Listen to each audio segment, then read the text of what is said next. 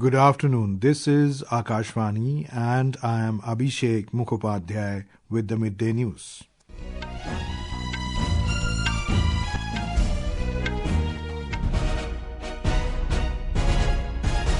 The headlines. Nitin Nabin becomes National President of Bharatiya Janata Party, takes oath at party headquarters in New Delhi in presence of Prime Minister Narendra Modi and other senior leaders. Prime Minister expresses confidence that Mr Nabin will carry forward BJP's legacy, says his youthful energy and organisational experience will be beneficial for the party.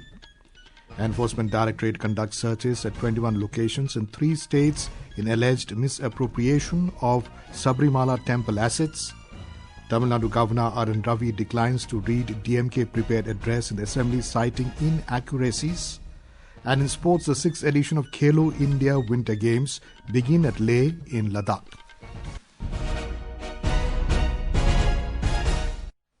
BJP Working President Nitin Nabin has been elected as the new National President of the party today.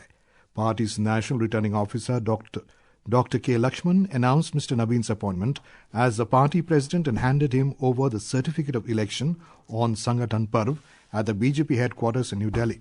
Mr. Nabin was felicitated by senior BJP leader and Prime Minister Narendra Modi and Union Ministers Amit Shah, Rajnath Singh, JP Nadda and Nitin Gadkari.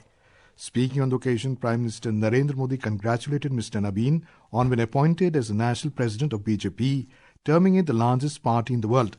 Mr. Modi said that Mr. Nabin will carry forward the legacy of the BJP. The Prime Minister underscored that Mr. Nabin possesses youthful energy and extensive experience in organizational work that will be very beneficial for every worker of the party. Nitin ji खुद भी एक प्रकार से millennial है। वो उस generation से हैं जिसने भारत में बड़े आर्थिक, सामाजिक और टेक्नोलॉजिकल परिवर्तन होते देखे हैं। वो उस जनरेशन से हैं जिसने बचपन में रेडियो से सूचनाएं पाई और आज एआई के भी एक्टिव यूजर है। The Prime Minister said India will never allow infiltrators to loot its people and the services that belong to the poor. He highlighted that infiltrators are the biggest threat to the country and should be sent back. The Prime Minister said that political parties that are trying to protect infiltrators must be exposed. Prime Minister Modi also emphasized that for the past several months, from the smallest unit of the organization to the election of the national president, the entire process has been carried out in a completely democratic manner. The Prime Minister underlined that service to the people has always been the party's topmost priority. BJP एक संस्कार है, BJP एक परिवार है। हमारे यहाँ membership से भी ज्यादा रिलेशनशिप होती है। बीजेपी एक ऐसी परंपरा है जो पद से नहीं प्रक्रिया से चलती। हमारे यहाँ पदभार एक व्यवस्था है और कार्यभार ये जीवन भर की जिम्मेदारी है। हमारे यहाँ अध्यक्ष बदलते हैं लेकिन आदर्श नहीं बदलते। Mr. Modi also highlighted that people's trust in the BJP has continuously strengthened. Addressing the gathering, newly elected BJP National President Nitin Nabin expressed gratitude to the Prime Minister Modi for the opportunity to reach the highest position in the party.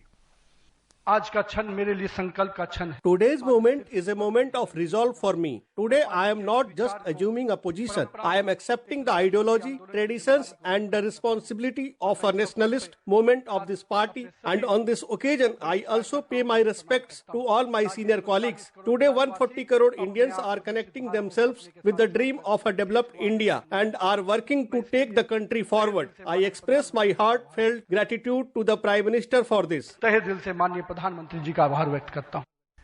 Union Minister JP Nadda also hailed Mr. Nabin's election and termed it as a historic occasion.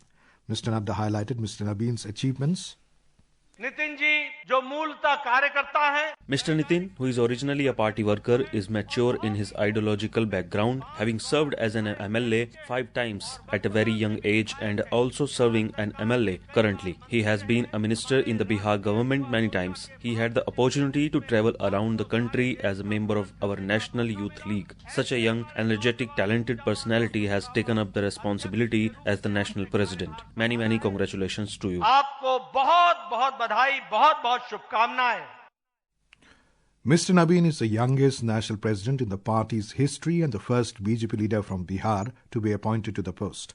He currently represents the Bankipur Assembly constituency in Patna district and holds the road construction portfolio in the Nitish Kumar-led Bihar government. Enforcement Directorate today conducted search operations at 21 locations across Kerala, Tamil Nadu and Karnataka under the provisions of the Prevention of Money Laundering Act. The searches were conducted in connection with the misappropriation of gold and other temple assets relating to Sabarimala temple. The investigation follows multiple FIRs registered by the Kerala Crime Branch, revealing deep-rooted criminal conspiracy involving officials of the Travancore Devaswam Board, private individuals, intermediaries and jewellers.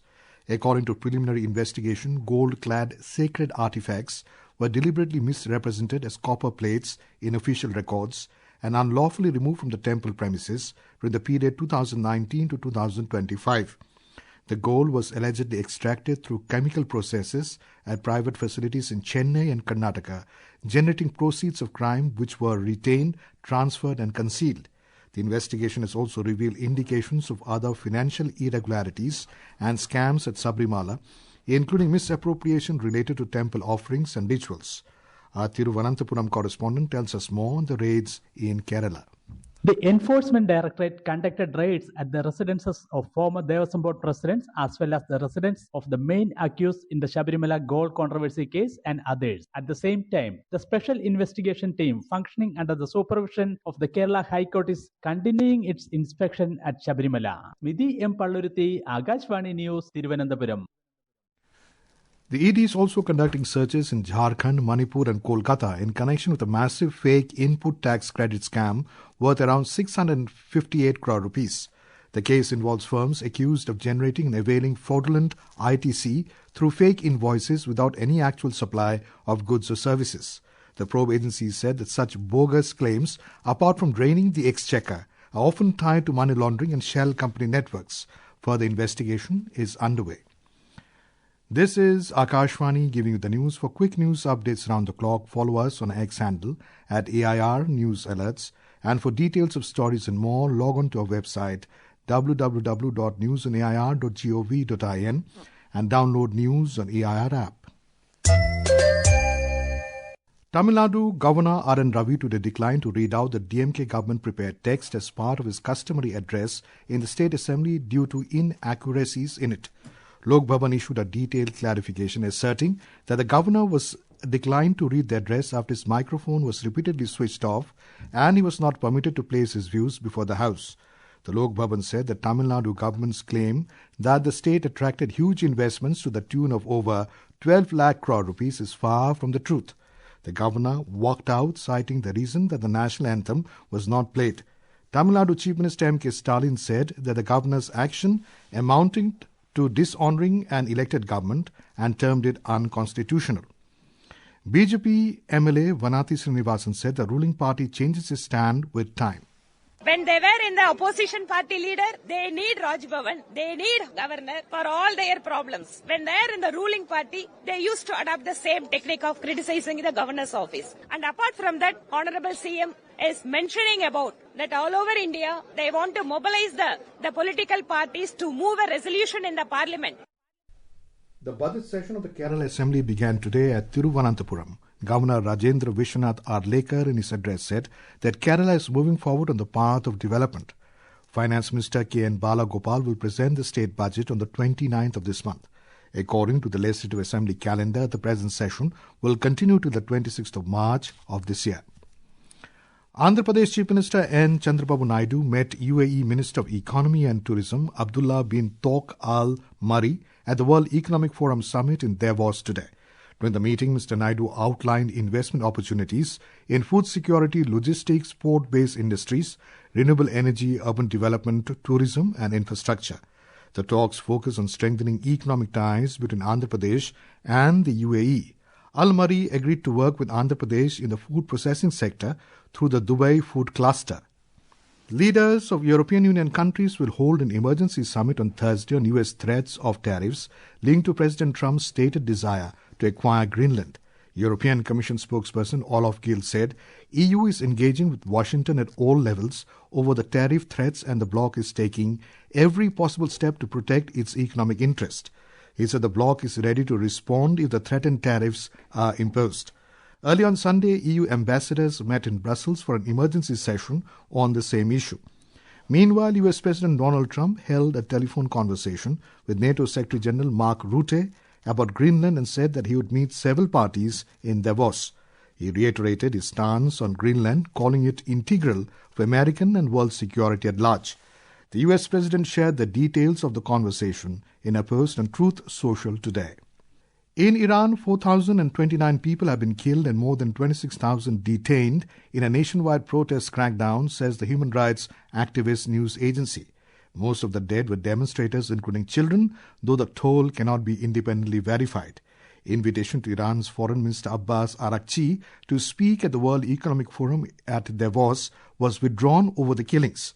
The Munich Security Conference separately withdrew its invitation for Iranian government officials over the crackdown. Iran's Supreme Leader Ayatollah Ali Khamenei acknowledged several thousand deaths, blaming the US. The 6th edition of the Khelo India Winter Games has started in the Leh city of Ladakh. Lieutenant Governor Kavinder Gupta inaugurated the event. Players from 21 states and union territories will compete in ice sporting events, hockey and skating. More from a correspondent.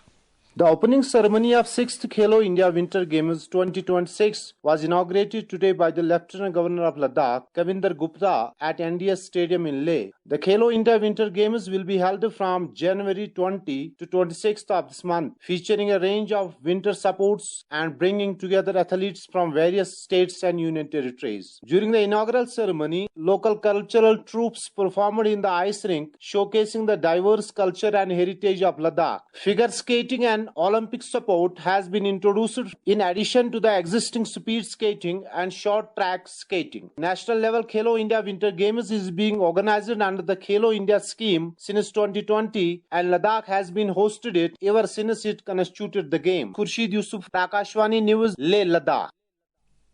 In Australian Open women's singles, Kazakhstan's Elena Rybakina defeated Slovenia's Kaya Juvan by 6-4, 6-3 in the first round at the Margaret Court Arena this morning. In the men's singles, Italy's Lorenzo Musetti moved into the second round after Belgian Raphael Collignon retired injured while trailing 4-6, 7-6, 7-5, 3-2 in the opening match. Musetti will now face fellow Italian Lorenzo Sonego in round 2. World number 8 Ben Shelton of the USA advanced with a 6-3, 7-6, 7-6 win over France's Hugo Humbert. He will next play either Australian qualifier Dane Sweeney or veteran Gael Monfils. Benchmark domestic equity indices Sensex and Nifty were trading around 0.7% down during afternoon trade today. The Sensex lifted 593 points to 82,653, while the Nifty dropped 211 points to 25,374 when reports last came in. Statistics and Program Implementation Ministry will start releasing the GDP, IIP and CPI data based on the revised base year. In an exclusive interview with Akashvani News, Secretary of MOSPI, Dr. Saurav Garg, explained the recent changes in key economic statistics. He said these numbers affect the lives of every citizen. He said using an updated base year helps the government and policymakers understand the economy more accurately because it reflects current prices, production and consumer habits.